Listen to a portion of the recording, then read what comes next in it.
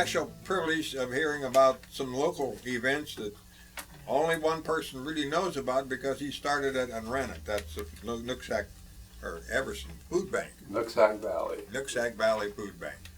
And I've known Jim a long time. He's one of the old timers, but he's from Linden, so we have to take that with it salt. But he's worked in Nooksack a long, long time. So, he and his wife were good friends of my sister in college. So I've known them for nearly 70 years. And Jim has a great wealth of knowledge, and like most of us, he's not as sharp as he was 10 years ago, like me. So we expect you people out there to ask questions so that we can bring out everything that he has in his head. Because once you tell us what we need to know, he can respond to it. And I'd like for him to tell how his family got from the old country to Nooksack, and we'll let you go on that, Jim Noteboom. Thank you, Jim. Actually, I've heard through my family about our original family coming from Holland to America, and it goes back to around 1850. And I think Dorothy can maybe correct, great-grandfather was on the boat from Holland, I think it was 1850, and they settled in either Iowa or Minnesota to begin with, and I don't know how many of my dad's brothers, sisters came on that original boat, but anyway, they settled in the Midwest, and they got everywhere. They got in Nebraska, and even one of them got down into Texas that having to do with, I'm trying to think, there's a big oil spill even way back then, or there's some calamity that happened, so they didn't stay long down there in the Gulf of Mexico off the coast of Texas. But anyway, basically they stayed in Minnesota and Iowa, and I think in the early 1900s that they be my grandfather, who died in 1930, the year I was born, and so I never got to know him, but they settled in Linden and Whatcom County, and I think my grandfather had a small farm which is part of the Linden city limits now, and was into dairying in a small way, but anyway, that's where you might say the roots are. So we've been, the Notebooms have been in the county since the early 1900s. And I might say your great-grandfather and his wife, when they came over on the boat, the wife was pregnant with your grandfather, and he was born soon after they got here. Anyway, evidently they liked Whatcom County because my dad had 6 siblings, and they all ended up, including his 2 brothers and 4 sisters, in Whatcom County. And then later the sisters married, 2 sisters married 2 brothers, the Vandermeers, and they ended up in the Sunnyside, the sisters. But the 3 Noteboom boys, or my dad and his 2 older brothers, all stayed here in Whatcom County and all purchased land and all were dairymen when there were lots of dairies, small ones. Right. And seemed to be happy. And I'd say the bulk of my dad's family ended up southeast of Linden on the Abbott Road. My dad had an older brother that farmed there, and his dad's brother farmed there, and another brother had a son, Corny Noteboom, that farmed for, was very active in the development of dairy gold. And anyway, they became fairly well known in the greater Linden area and were very active. My dad was, one thing I got from him was he was very community service minded. He was on the local Linden Township board. He was bookkeeper, and he helped start the water association. Just was always thinking about the welfare of the other people that existed in the area. I remember in that family you heard of, but they were neighbors of the Shumway family, and it's like, I remember Ray Shumway Sr. told me, he says, never had to worry about your dad because he was always looking for something to do for the betterment of the neighborhood. And he became a township officer and helped start water association. And I only wish I could have been as meaningful as he was, because he set the example of community service, being involved and not just thinking about yourself, but the welfare of the neighborhood, the people you were around, and being a good neighbor. And one thing associated with that, I have to, sort of a paradox in today's world, my brother Don, who passed away just a year and a half ago, who ended up on my folks' place, of all the time they lived there, they never once locked their door, night or day. And I don't think in that house it's even locked today. Unheard of. Just, you could walk in there any time, Right. in or out. It's always unlocked 24 hours a day. And I think that's sort of unheard of today, but that's just the way we grew up, that you worked for your neighbors, you lived with your neighbors, you never argued or had spats with them. If you were good people, you trusted people, and he treated all, my brother Don treated all people alike. The natives, he let them fish off his property there. And I remember my neighbor Howard Shumway, he watched from across the road, and of course they used the nets, which were illegal. And I said to Don, how come you just let them go over your land and do what's illegal? Well, it's what's mine is theirs philosophy. And that's sort of the philosophy I grew up with, community minded. Your dad was a dairyman then? Yes. But you decided not to be a dairyman. Yeah, there's Is that too much hard work for you? Or? the Korean War had something to do with it. I was going to school about the time you were at Western, and I got deferred during the Korean War. My number was up 3 years running, and I graduated on a Friday finally, but I was drafted the following Monday. And, not that a person, I don't even know if that's fair for people to get deferments. When your number's up, your number's up, I guess. But many people were using schooling. Right.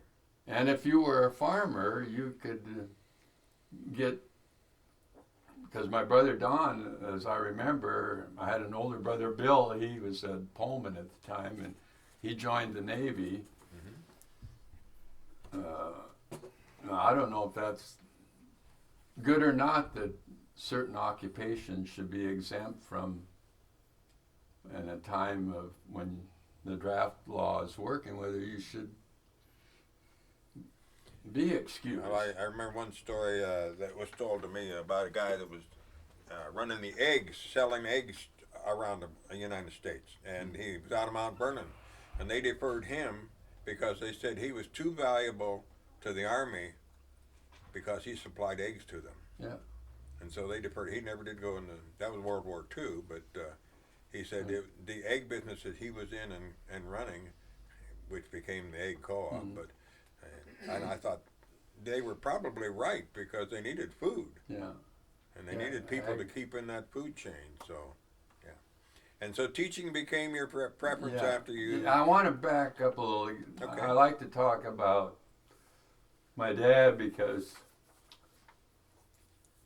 he was, I remember, I've still got his little diary. He was drafted in World War I.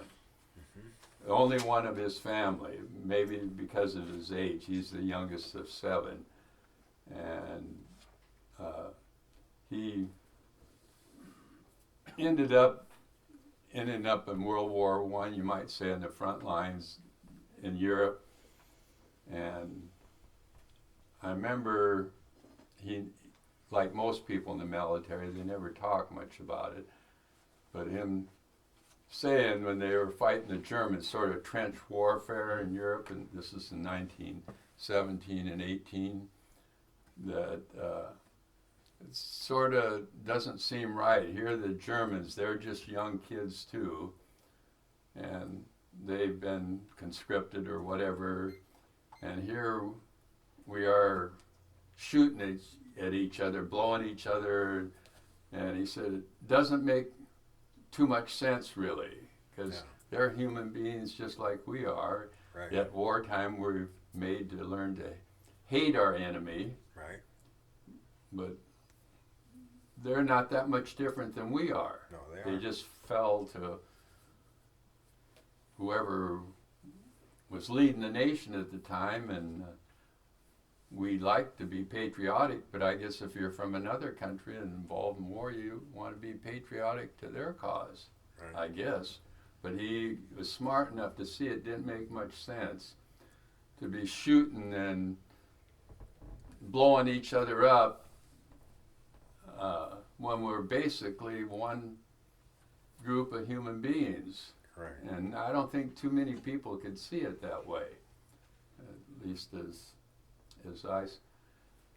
but anyway, I thought he had such insight that way in terms of human beings, what we're on earth for just ourselves or to help people or whatever. And so I give a lot of my involvement to the fact the life my dad led. And I never got to appreciate him. He died suddenly. He was on the Linden Christian Rest Home Board. This is in 1963. Dorothy and I had gone back to school at Pullman for that year, and standing up in the People's State Bank in Linden with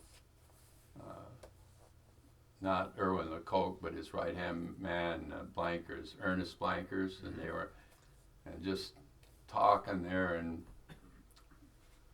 on the main floor of the bank on Front Street there in Linden, he keeled over a heart attack. But then I look at it, he never had to worry about retirement, I don't think.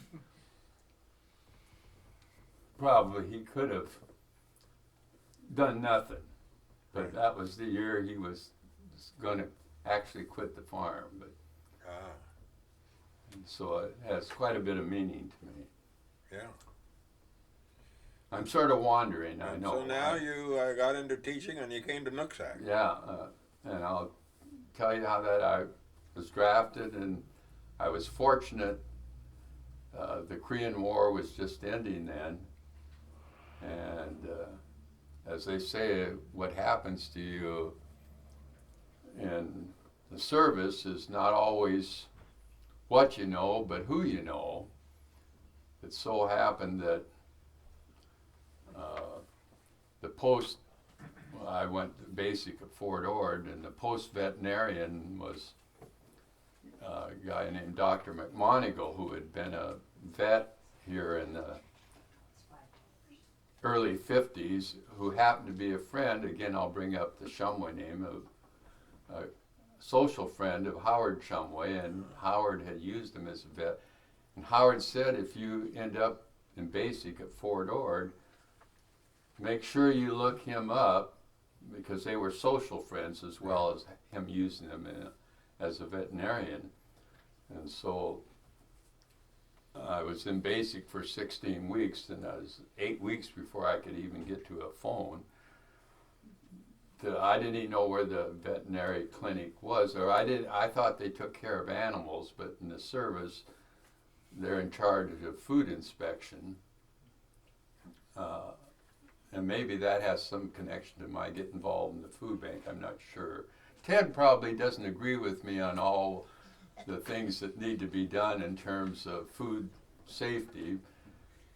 But anyway, through him, I was, rather than going for advanced infantry training after 16 weeks of basic, I ended up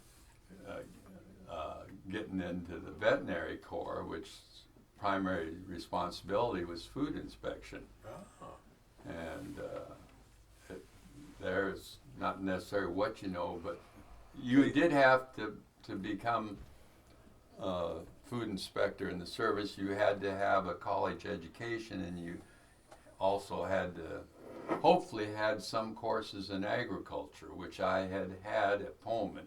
Right. And Major McMonigal, that was his title then, he says, I recommend 3 people a month out of basic training into the veterinary corps.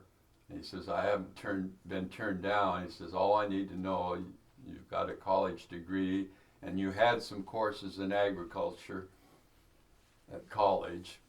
And he says, I should be able to get you in that. And I was fortunate because I never had to go overseas. I would have liked to have gone to Germany at the time. I thought at the time people didn't travel that much, and might be my one opportunity to get to Europe. I didn't know later that Dorothy and I are fortunate enough that we could travel to Europe many times.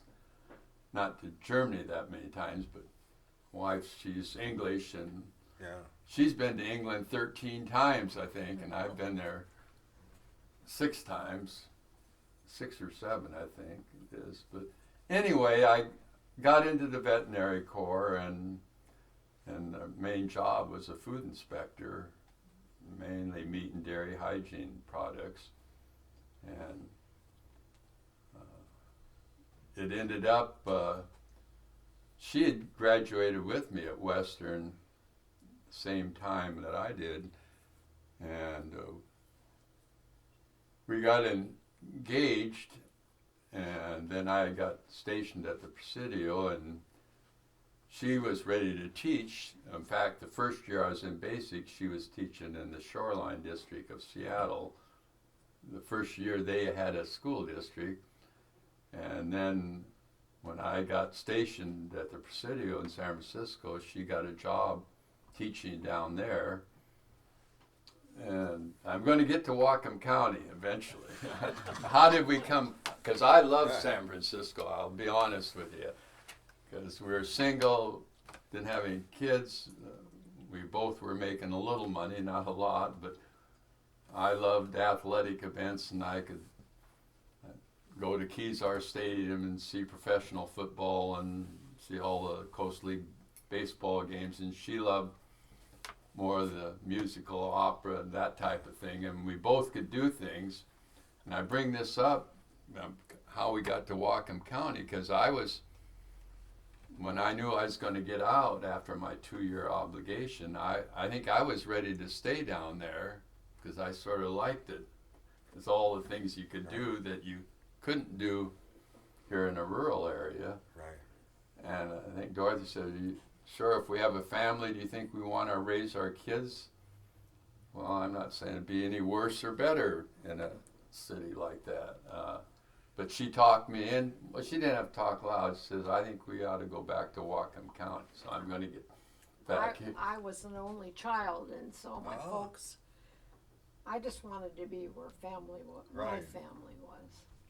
I understand. I did the same thing. So rather than staying in the Bay Area down there, which I think I'd have been happy. Not that I disliked family or anything. I just got to do so many more Right. things than you can do in a small rural area. But and I wasn't against, and so obviously I had to look for a job. Now we're going to get to Nooksack here eventually.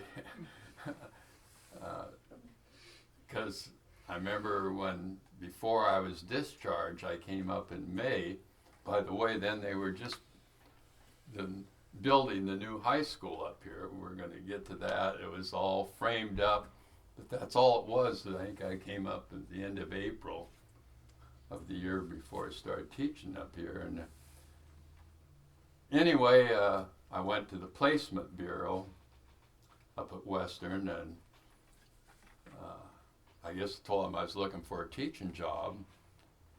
And I remember getting a comment that, well, this is a teacher training institution. There just isn't anything available in Whatcom County. I remember him saying in the Bellevue area, Bellevue didn't amount to much at that time.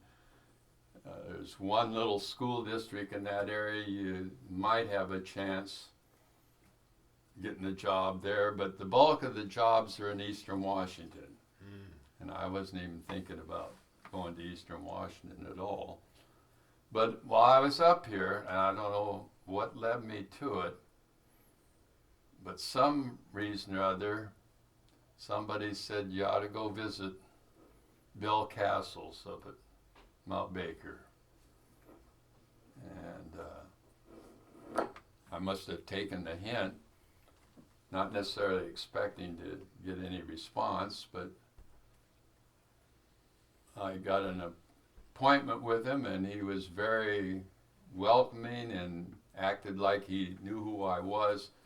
I've been involved in athletics a little at Linden, and he followed sports pretty close. And anyway, he says, Jim, he says, I just don't have anything available here in the Mount Baker district, but my good friend Garland Duval, who was the superintendent at Nooksack, he says they're having a reorganization.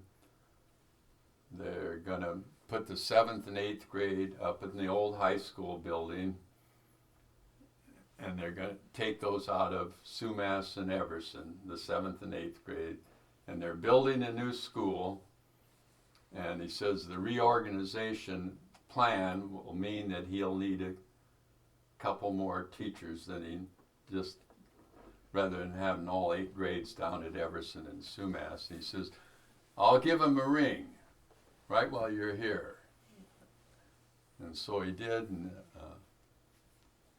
he said he had somebody here that he'd known and was looking for a job. And anyway, he made arrangements for me to meet with Garland Duval up at the old top floor of the superintendent's office, just a little cubicle.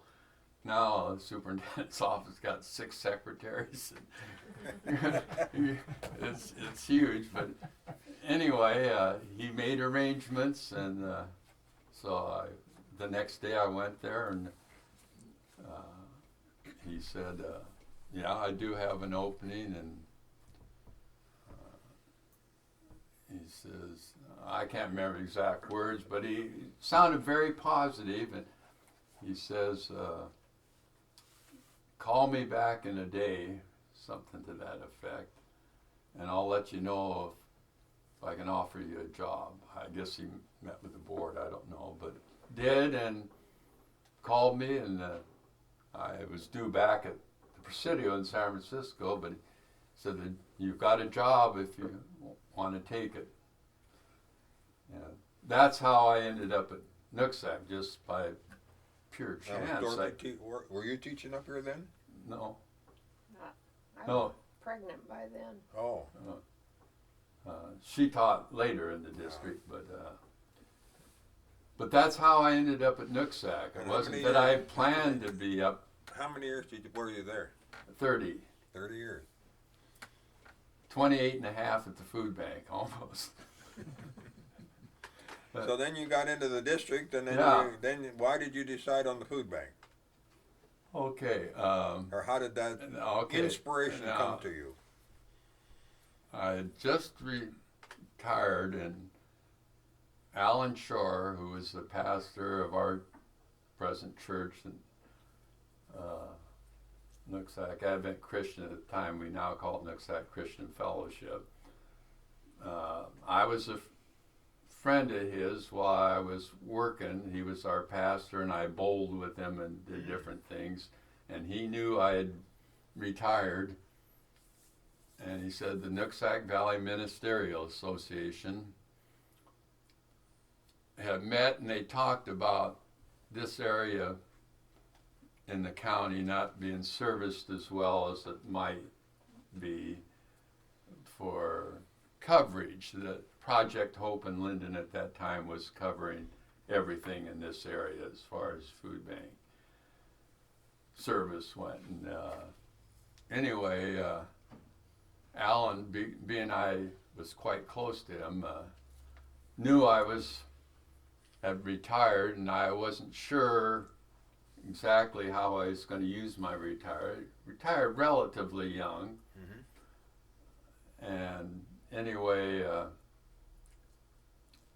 he said they had met, and he approached me whether I'd consider, being I hadn't tagged on to any other job. Like I said, a lot of retired teachers that retire relatively young ended up working at the border. And I thought about that. Not that I was always interested in agriculture, and I'd had raspberries since 1963.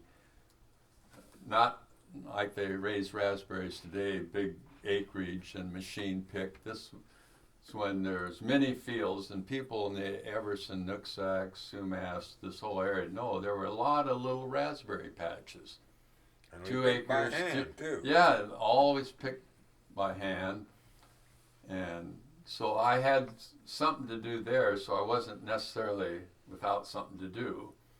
But they were just getting ready in the raspberry business to go to machine picking. They had built the first raspberry machines, and my partner Dale Steele, who I call the mayor of Clearbrook, anyway, he's so full of vim and vigor and vitality, and he could do a day's work in 1 hour. I learned that working with him in the raspberries. When Dale and I used to prune, tie, and top berries. And my friend Noah Wallace, well known here in the Everson area, said, "Jim, that's not white man's work. You hire that done." No, I says, "Dale and I do that. We're young enough. We can still work." But anyway, we had to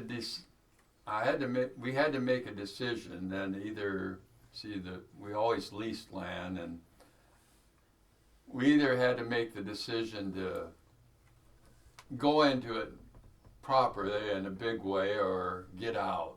And Dorothy can vouch for this. There's a lot of stress and strain when you're got berries and phone calls and it rains in the middle of the summertime, and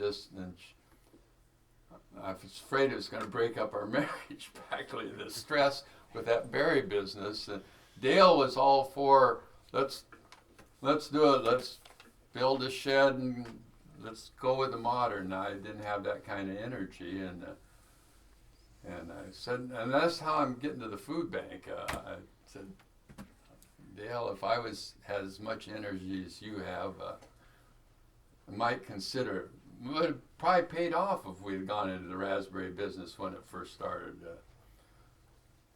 Anyway, it ended up, that was the end of our berry business, so that's how I became available for food bank. I guess I'm trying to reach how it happened, and I said, Alan Shore and the Nooksack Valley Ministerial Association decided that this area needed to be covered, and the first thing they did was send me to Linden Project Hope, where I first got to meet one of the great people that I've known in my life, Pastor Bruce Hempel. I don't know what he had, but he was terrific, I thought. And I remember my first meeting with him. My brother Don had known him well through the Weiser Lake Chapel. He was besides being the director of Project Hope, he was the pastor of Weiser Lake Chapel. And anyway, when I first met him, he acted like, I've been dying to meet you. He knew my brother Don real well, because Don went to the chapel some, and he said, I heard about you, and anyway, he says, yeah, he said, I think this is the greatest idea. It's hard for us to cover the Sumas, Nooksack, Everson area as a service area. I think it's a great idea. And I remember his secretary, this is sort of interesting. People can be sort of possessive when they have something. And anyway, I remember she was overhearing our conversation, and she said, Pastor Hempel says, they'll be taking some of our people if, and Pastor Bruce, he says, what do you mean our people? We're all God's people. You don't take anybody's people away from anybody. It sort of set her back, but she saw it as, we're serving these people we don't need. But anyway, Bruce says, I not only think it's a great idea, but I'll let you know, being I'm the executive director of Project Hope, he says, we'll help you get started. We'll pay all your bills until your organization, you'll end up with a board of directors. We'll pay all your bills till you can get on your own feet. And don't worry about anything. And that's how the Nooksack Valley Food Bank got started. We started August 1st, 1986. And by the end of the calendar year, we were on our own feet. They paid our bills, as I remember, for either 5 or 6 months. How were you funded? By the community. And I went through some of the old stuff I had, and it was amazing the support we had. The pastors of the community did a good job. And free will offerings then? Yeah. The churches, the reason we got supported here in Everson was that the pastor at the Everson Presbyterian Church, when we were discussing our organization, said, well, we don't use our basement that much anymore, and just especially one end of it, and you're welcome to use our building rent-free, utility-free until you get on your feet. And that's how we ended up located here in Everson. Ideally, we wanted to be more centrally located, just being our given boundaries. They're not written in stone, but it was roughly the Nooksack Valley School District. And Everson's not the center of the district geographically. We're in the southern edge. The center would be just north of Nooksack, I guess, in a geographic sense. And being we're servicing our district, we would have preferred to be more centrally located. But being we got to use the church rent-free and utility-free, and being we were relatively new, we took that and never had occasion to move, but we always tried to put money aside with the idea that someday we might have to move. And there's been times in our food bank history where we've talked about it, but for whatever reason we stayed put. We were happy, and we tried to encourage Sumas people to come here, but obviously if you're single or even married and don't have transportation, it's not good that you have to travel that far. Right. And more recently, of course, now we have a second distribution point in Sumas. hours are just a hair different than our hours, but being we're officially located here now, we're also located in Sumas. So How long you been up there? Ted, was 5 years about? Oh, 8 years, isn't it? 8? I believe. Time goes so fast. Nancy says yeah. It's that many, huh? Mhm. 8? Wow. Time goes so fast. But it probably should have happened sooner than it did. And I have to give Dixie Mitchell credit and her husband Bob for making it possible to have a second distribution point in Sumas. But we definitely, that's why people have used or called us Everson Food Bank, and we've never wanted to be known as the Everson Food Bank. It's Nooksack Valley Food Bank because we're covering the Nooksack Valley, just like the school district area. In fact, in the county, it's not written in stone, but we have designated distribution areas. And our designated distribution area is roughly the Nooksack Valley School District boundaries.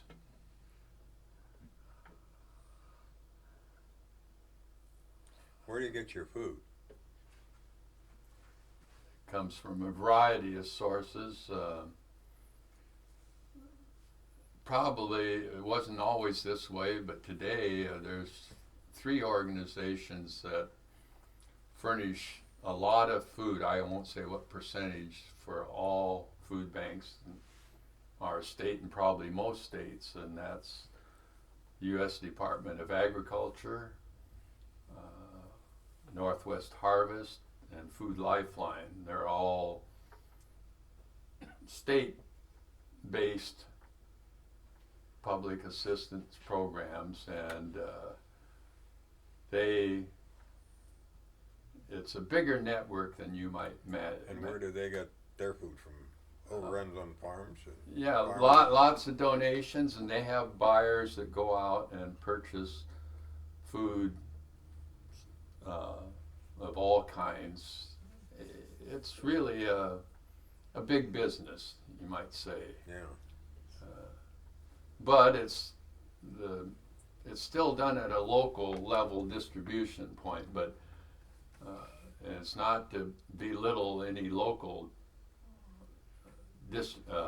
donations. We still take those, and there's like the schools are a good example, or public schools and private schools as well. They all have food drives now. And percentage-wise, it probably not that big a percentage of the total food that's handed out, but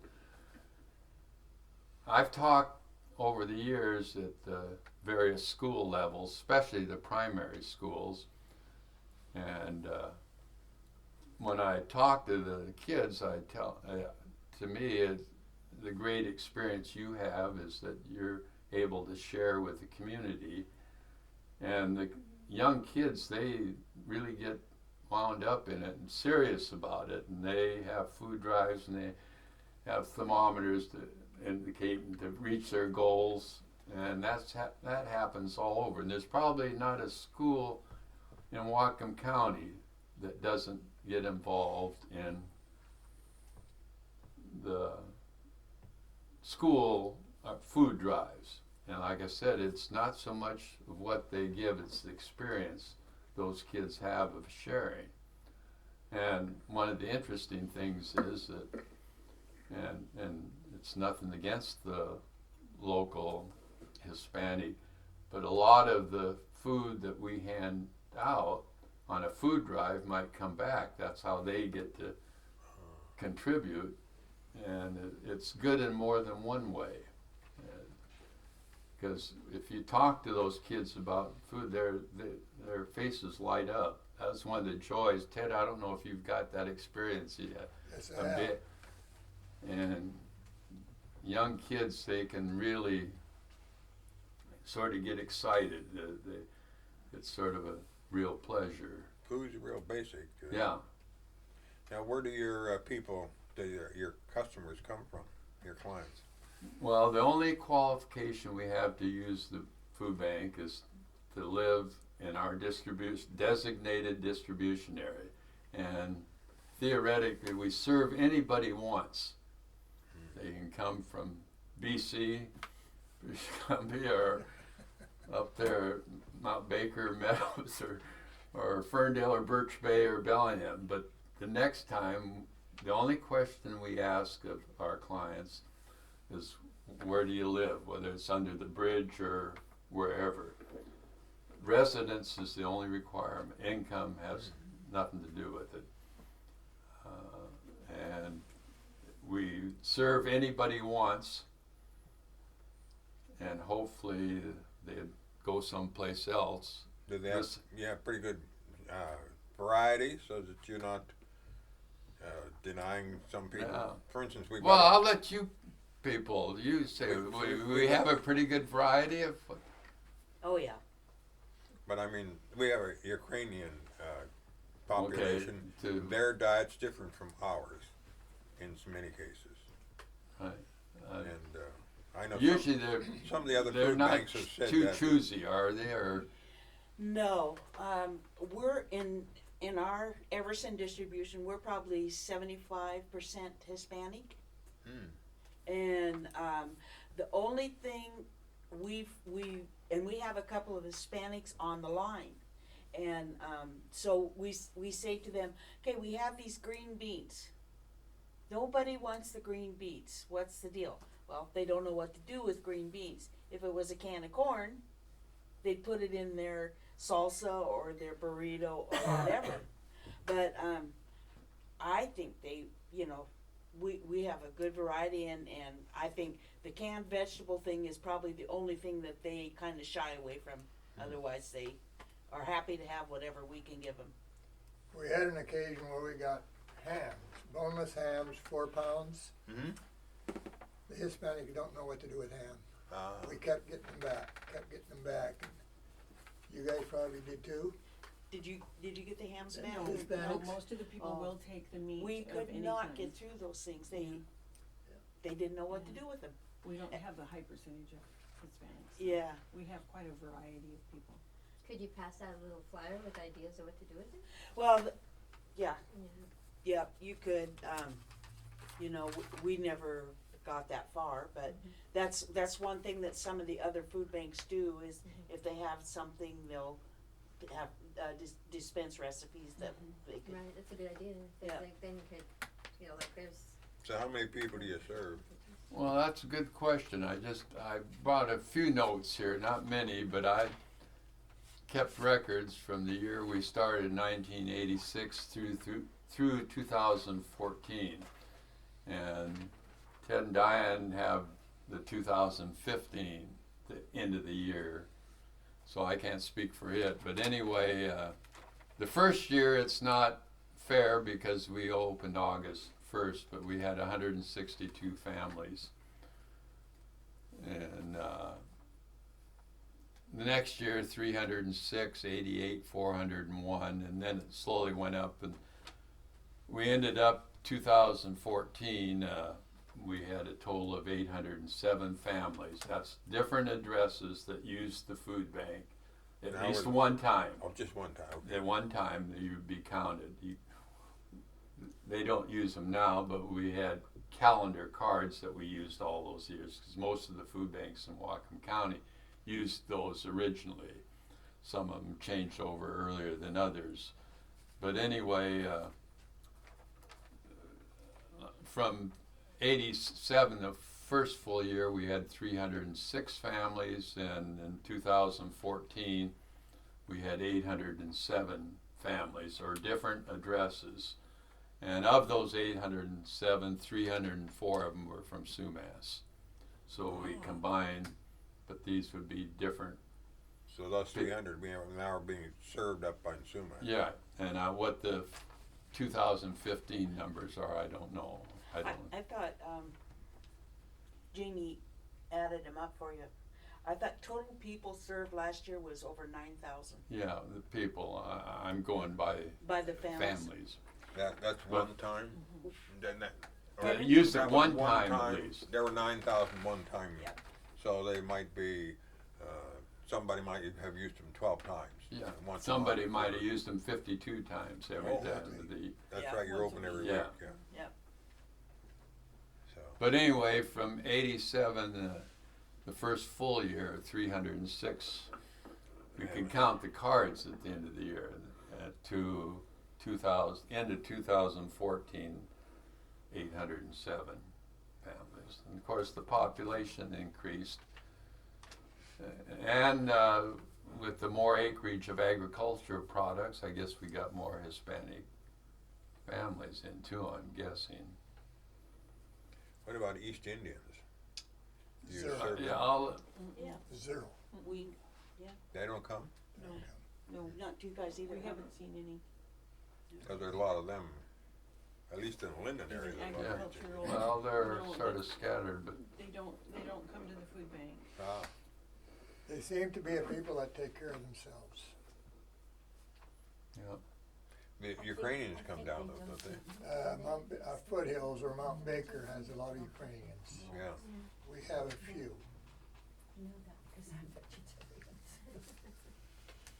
Well, that's good. So you found the need and you filled it. Hopefully, yeah.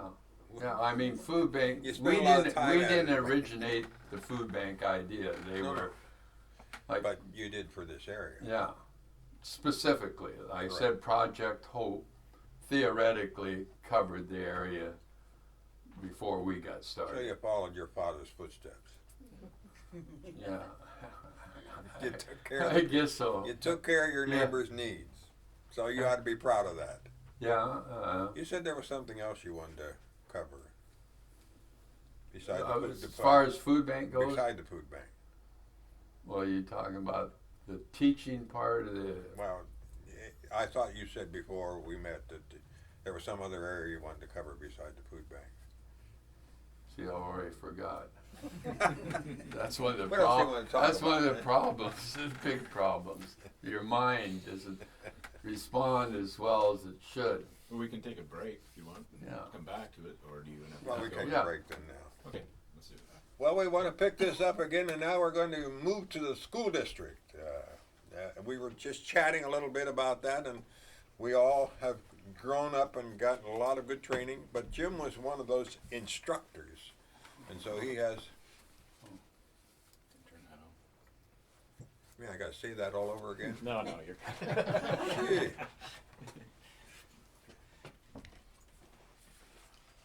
Some of us attended Nooksack Valley School District.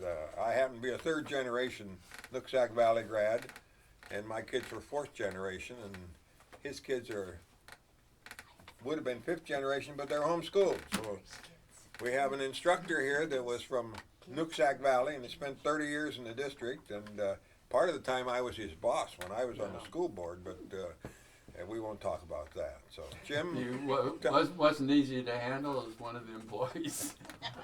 we said things in school board meetings that the school teachers don't know about. That's okay. You might be surprised. They might.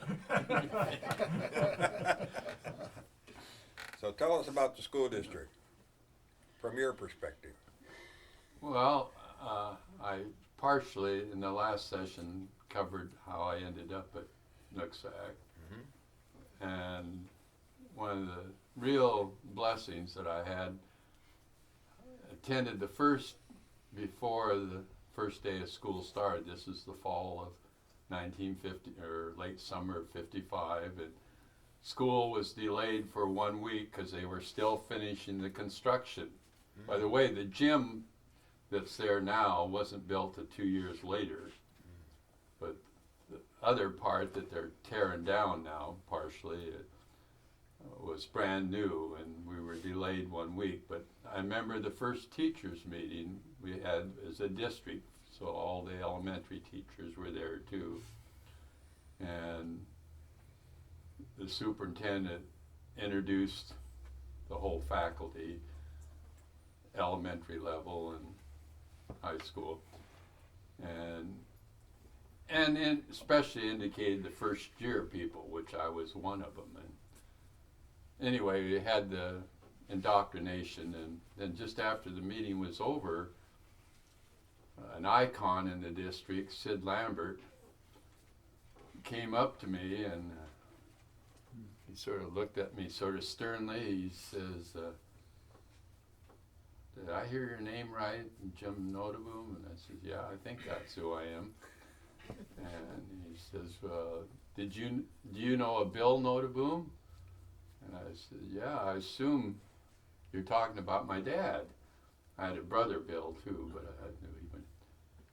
And, oh, he says, "Just wanted to let you know, we were in the 91st Evergreen Division out of Camp Lewis." It wasn't called a fort then in World War I. "And we served over in France in the same unit." And the reason I mention it, because from that time on, Sid was my buddy. And Sid, and I don't want to say anything against him really, but the young teachers at that time, we called the 3 old timers, and one was Harry Pulley, and the other was Ed Stonehouse.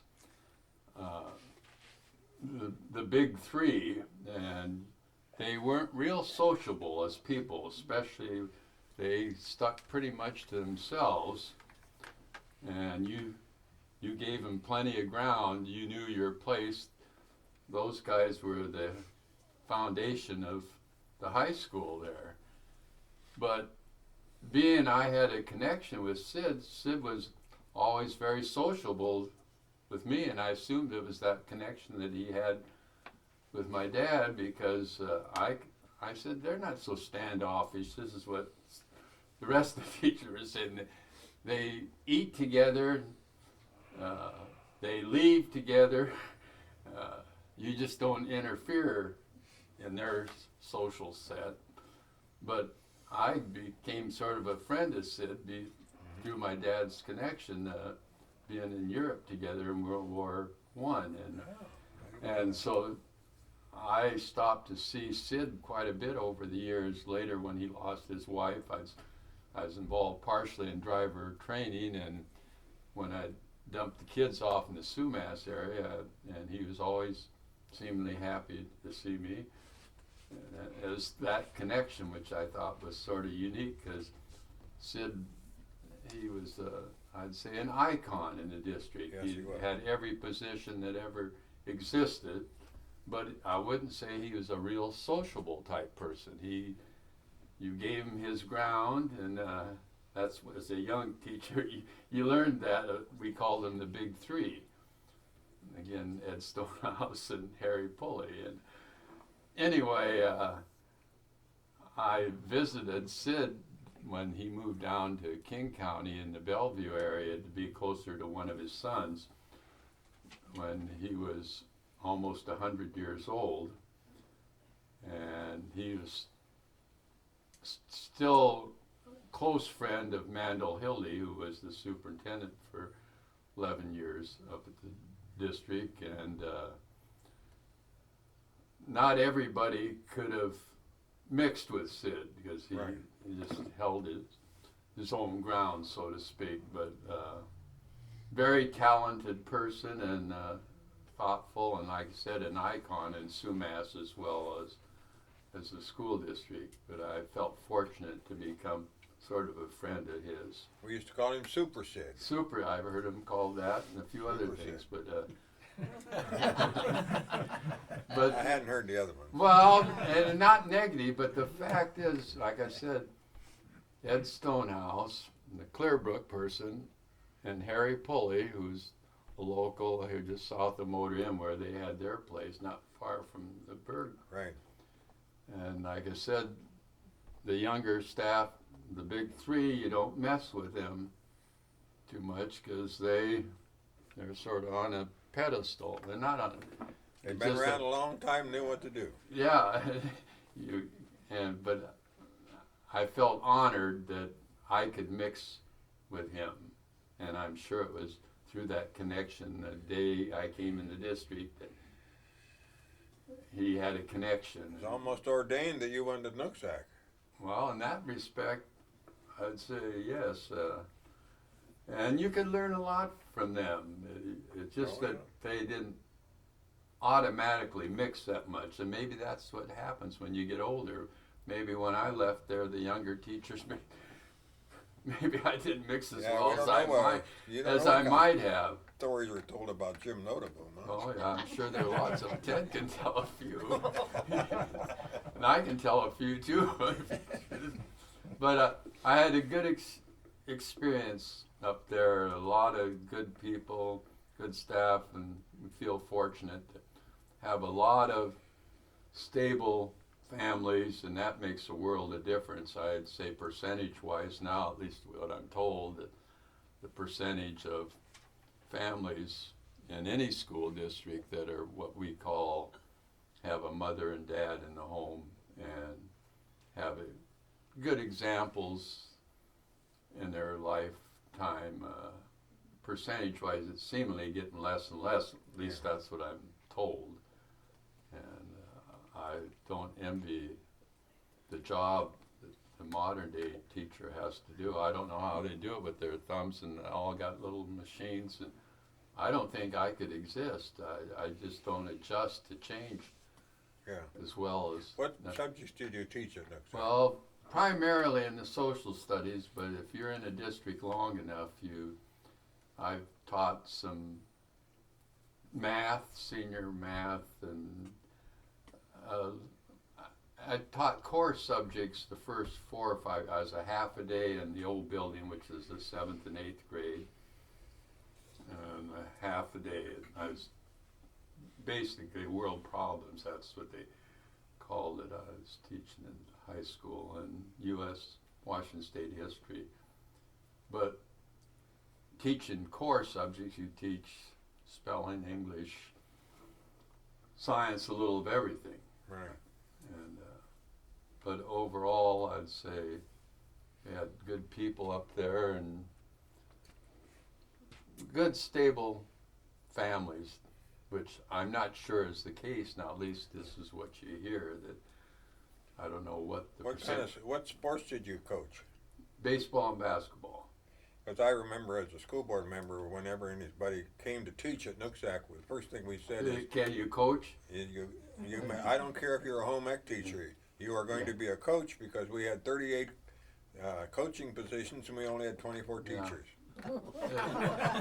It's sort of like officiating, and being I was involved in athletics, you had to have officials for junior high games as well as high school games, and you get assigned to it, and the teacher's defense, well, I don't know anything about, you can't make me umpire a baseball game or officiate at a track meet, or well, that make a difference. You're on the staff. Well, no wonder people are going to complain. Now I think they got way more sports to cover. I think they hire for even at the junior high level. I think they hire people to do the officiating. But my day, the staff was expected to their share of the time to go out and officiate. And this is where coaches, over the years then, they used to complain, and I was one of the complainers, about the officiating when you went away from, I remember Blaine used to be what I thought really horrible. And, but when you're coaching, you don't even think of what's fair or what isn't. You're biased, and I don't know of what we now call successful coaches. They're great official baiters, the bulk of them. They think they're getting taken. You watch any local, the ones that really are successful, the coaches usually are baiting those referees all the time. Ah. And it's unfortunate, but that's just the way it is. It's not like it was when we were in school. Okay, you There's can a tell us. different standards now. And so as I was telling in a previous NookChat, when I was playing basketball in grade school, our uniforms were bib overalls and flannel shirts and stocking feet. Oh, brother. And that was the team of Nooksack. That was a grade school team. Everson had uniforms. Everson was a bunch of city kids. We were the bunch of rural kids. Talking about that, I can remember when I was in grade school in Linden, the 8th grade, and we had a game at Nooksack. Right in Nooksack. Yeah. When they had that. That's where I went to school. And there was no heating, central heating, and we practically froze to death there. And I'm not making that up. I don't remember well. That was in the gym. In the gym there, right in Nooksack. Which is now a church. Yeah. The Nooksack Valley Church, Yeah. Yeah. where I was this morning. Yeah. I don't think they ever had heat in that building. I don't think a building They was have ever now, I'm sure. Yeah. No, it was cold. I mean, really cold. No big deal, I guess, now that I think about it. You're supposed to run around and keep warm. Keep Yeah. warm. Talking about keeping And warm, the pit up there at the high school, the old gym, Yeah. those radiators were right against the wall on the north side. And boy, more than one person got singed on that thing. They'd be hot, and that's where we played our junior high basketball games. In fact, when I was in high school, the senior year, we played at Everson. They played the varsity games. But before that, they're what we called the pit. And I remember being in there when I was in high school at old Yeah. gym. That's where I played a lot of ball. So, yeah, I was short. I remember the baseline and the wall, concrete wall, were a foot apart or 18 inches. So when you hit the baseline, you stopped. Yeah. They did have pads against the wall, but boy, it was not. You didn't have any time. You didn't run out of bounds. No, that's right. That pit has a lot of stories. That's an old building. That's 1930. Yeah, I remember that sign was in the front of the building on the entryway, 1930. Sumas Nooksack. Yeah. Well, what church is it now? Nooksack Valley Reform. Oh, Well, that's in Nooksack, not the old They moved. pit. It was in the middle of the block. They moved it to the end of the block, converted it to a church, and now they moved it further east. And made it used to be where the parking lot is now, but originally was north of that, where the parsonage is, okay. and that's where I learned to play basketball in that building. That's why I say every time I go to sing in that church, I think I should be shooting baskets. Yeah. That goes back a long ways. I might mention, I think about my school years, when I retired, I had a little speech, had a retirement party, but anyway, I couldn't find it. I listed, I worked under, I think, 5 superintendents, as many principals, and I don't know how many different staff members. You don't realize until you think back how many people come and go in a person's career. And I think at the time I was one of the few that spent their whole 30 years in one. And I don't know that that's good. It might be bad. You were one of those old timers. Yeah, By the end. and when I retired, I was for preservation to all the staff members when I was there, and I was going to do, for a historical sake, more than anything. But I started on it, and then I got involved in the food bank, and I gave that project up. Not that any, but I was going to have it either posted in the teacher's room or someplace up there.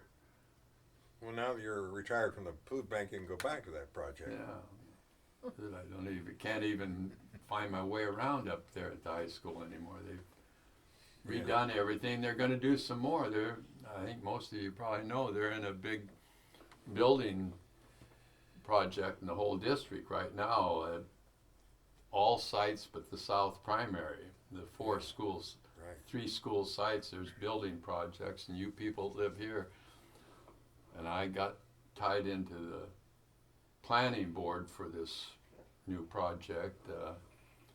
Supposedly, if they can get the contractor, this minute school's out this year, this whole middle section of what used to be the primary school down here is coming out. And there's going to be a year where it's really going to be a lot of traffic problems and in and out for a whole school year. While they, Are they gonna still use that building? yeah, both ends.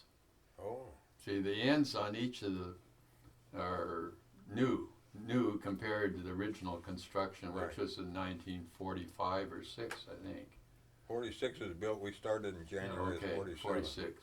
I was in 7th grade. They call that old, and I don't see that as so old, but it looks functional to me.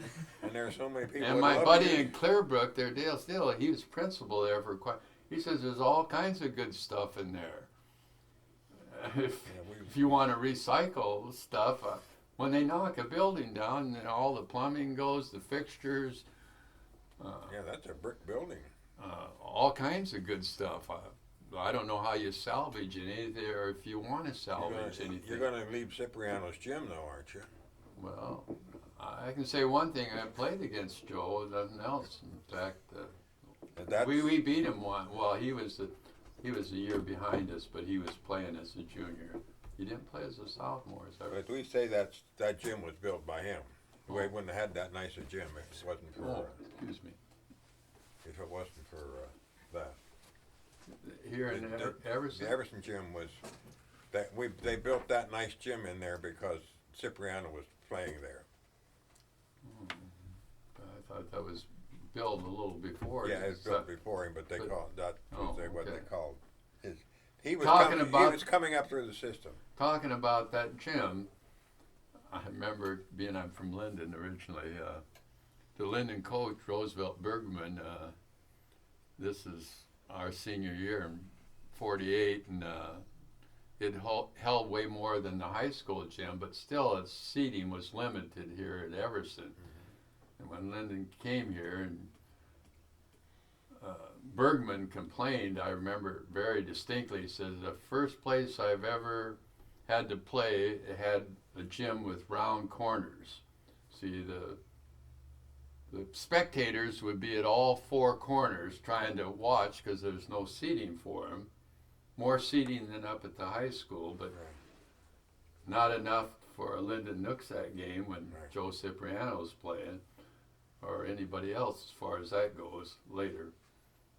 They said, whoever heard of playing in a gym with rounded corners?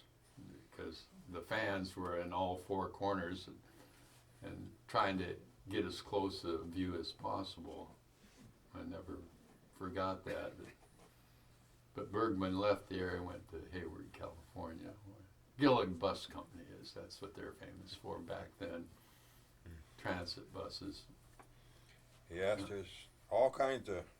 You had to tear down a beautiful school building to build a new school building right on top of it. That's exactly it. They didn't do that when we were in school. Well, nothing ever stays the same. Yeah, well, that Glen Echo School was built in 1906, and it's still the same as it was in 1906.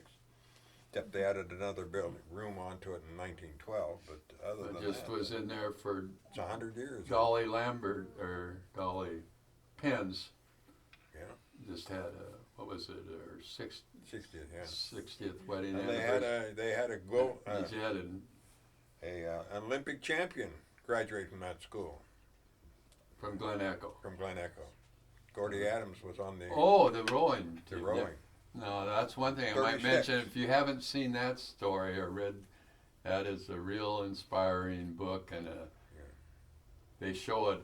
Now, you people, you know, one of his daughters or something, that it's been shown on Channel 10 a number of times. It's a really inspiring story.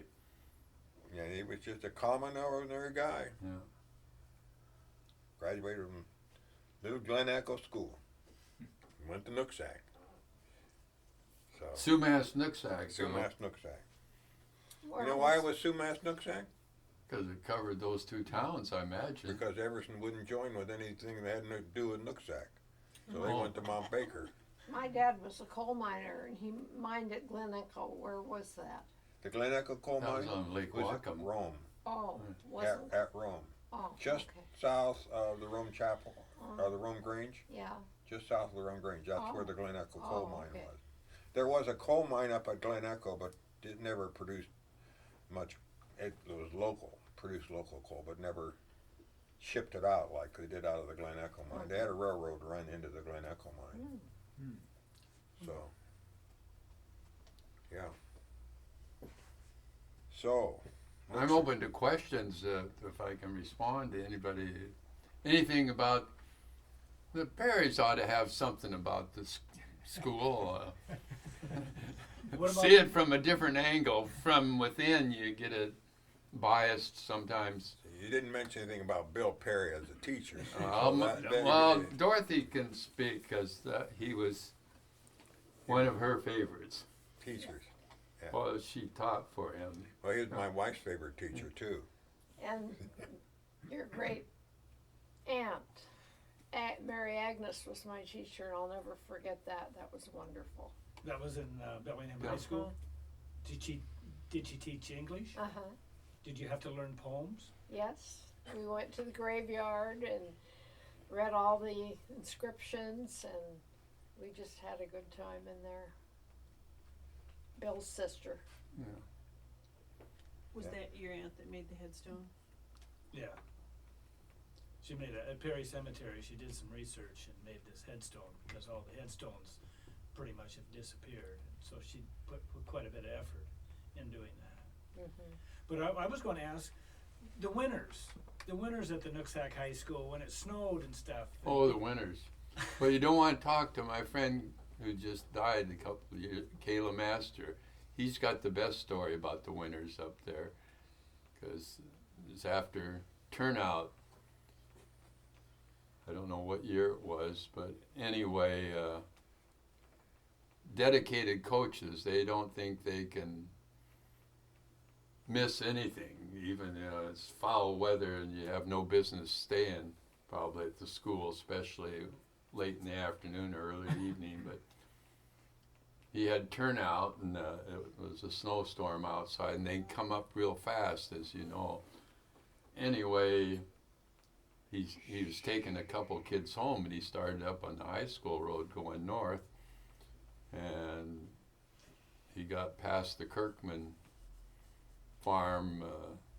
I don't know if he got clear of the corner, but anyway, he got stuck. I think maybe he got the person delivering was coming back, but anyway, just south of the Kirkman. Anyway, he said the closest he ever came to dying, that he crawled. It happened that quick. He crawled back to the building, and he said his hands felt frozen and he could hardly move. And he said he thought he would have died, except fortunately a custodian at the building, this was probably 5 in the evening or something like 5:30 maybe, just happened to be coming on that north hallway, and he had just enough energy. He said he was just about ready to give out, pushed his elbow, and he said he showed up just in time, or he said he'd have been gone, he says, I think in another 10 or 15 minutes. That's how fast it came up, but that guy had to open the door and pulled him inside the building. And he'd been coaching just an hour earlier. And how quick, when one of those northeasters happen, the roads can close and you can get stuck easy, and if you're not properly dressed or whatever, you can succumb in a hurry in a deal like that. You never forget telling about that. It's just. We had, when I was on the school board, we just built the Sumas primary up there. Mm-hmm. And engineers from Seattle had put 14 ventilators on top. We said, what do you got those things up there for? And they said, well, we need the ventilation. I said, well, the thing's going to freeze up. And he said, oh no, we've got a foot of insulation. They got all the water pipes in the ceiling. Got a foot of insulation and all that sort of stuff. I said, okay. Northeaster hit 1st of December, froze the whole building. And that, including all the pipes that go Yeah. down into the plumbing fixtures and everything else. And he says, we got a problem up here now. You better come up and take care of this, or when it thaws out, we're going to have big problems. And they said, no, there's no big problem. We did call teachers and said, get all your stuff up. Get all your books up off the ground floor and everything else. Well, they didn't never come back because it was still under construction. They had just were ready to start in January, but they got all their books and everything up, and guess what? Thawed out, pipes all broke. We had 6 inches of water through the entire building. All doors were closed, of course, so the good building couldn't get out.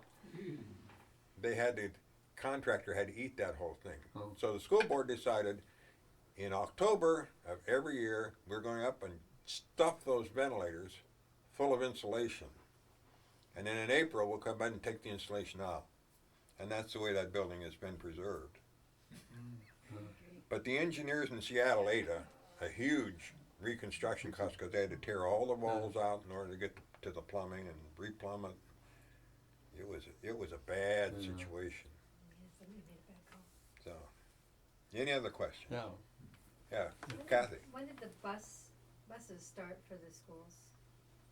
when did they start busing? Yeah, when did they start So what- busing kids? Well, they were busing in the 40s. Really? Because I lived in Seattle and we never were bused to school. We always had to walk. You had a lot of one-room schools back then, even in King County. I would assume it started, 42 is when they consolidated. Okay. Up until 42, I don't think they had any buses because they all went to the little schools. Right. But in 42, when they consolidated, and it became, Everson wouldn't join with us. They went to Baker, but they went by bus because Inez remembers going by bus. Well, actually, Inez remembers going by bus in the 30s. Did the to Mount buses Baker. start because things were so far apart? Because I had a 2-mile walk to school, but that's not really far compared to if I had to go out from Mount Baker here or something like that. So that the whole concept of the buses started because of the distances? Yeah, I would And the assume. thing? Did Yeah, you, 'cause we never ever you want to had add something to buses. that? No, I just said, I think my dad walked from the Sealand Road down to Glen Echo School at, when he was at, What years was that? well, he graduated in 45, so, From from Nooksack. yeah. So, because Glen Echo closed in 42, so. Well, But, see, that uh, would have been when he went to the high school. But Inez said they were running a bus in the 30s when she graduated in 37, so Okay. they were running a bus when she was in high school, not in grade school. When she was in high school, they were running a school bus. The Linden District, I started in 36 and they're running a bus. Yeah, I would assume maybe when the Sumas Nooksack consolidated in 30, probably they started running some sort of bus. I know Phil Mades, my uncle, had control of the bus acquisition. Yeah. Yeah, it was kind of a monopoly situation. He was on the school board, and they bought the school buses from him. It just happened that way. By the way, were Dale still principal while you were teaching under him? No, that was after I retired Oh. that he got down at the grade school. I was there. wondering if you had a partner that you were working for. Oh, That I might- couldn't keep up with him. I thought I grew up with a work ethic, physical work ethic, but I found out I was slow. Yeah, Well, you said the staff had to do the coaching. Did the staff have to do the bus driving too? Hey, now that brings me to another interesting story, and you, having been in the school board, might be interested in this. When I was hired, the junior high coach also had to do the squad bus at the end of turnout, mainly for junior high sports. A few high school kids would ride the bus, but after I got done coaching, which is usually 5 o'clock or thereabouts, then I had to drive the squad bus to Sumas, Nooksack, and Everson. Now, whoever was the junior high coach was expected to do that, and And it's sort of funny, and you being on the board could appreciate this. The bus drivers decided, I won't say unionized, but got together, and they decided that certified personnel should not be taking their job. Well, and so I think they presented something to the board then, and that was the happiest thing that ever happened to me. I mean, after coaching and teaching, in the first years of teaching, you got a lot of preparation. You work way harder then than you do later. And then to have to drive that bus, but fortunately, they started to, I'd call it unionizing a little bit, and they didn't want teachers driving the bus.